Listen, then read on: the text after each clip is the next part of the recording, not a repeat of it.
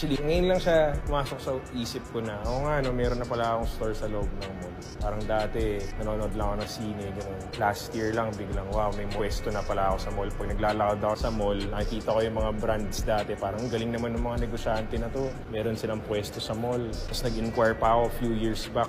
Mahal ng renta, mahal ng down, mahal ng security deposit, mahal ng construction bond. Tapos biglang ganito na ngayon, no? Dami ko nang natayuan na mall. Tapos may Ayala, may SM, may Green Hills, iba-ibang procedure, iba-ibang paperwork, iba-ibang presyo. Tsaka ako lang ngayon na-realize talaga ngayon naglalakad ako na, may pwesto na pala ako sa mall, ang galing. Wala talagang imposible, di ba? Sa lahat ng nangangarap na magkaroon din kayo ng store sa mall, kung naglalakad kayo, tapos naiisip nyo one day, or naiisip nyo na, ang galing nila, gusto ko rin magkaroon ng ganyan. Sure ako, kaya nyo yan. Like, walang imposible, basta set mo yung mind mo dun sa goal mo na higher, yung highest goal na pwede mong isip. Shoot for the stars, aim for the moon. Ako,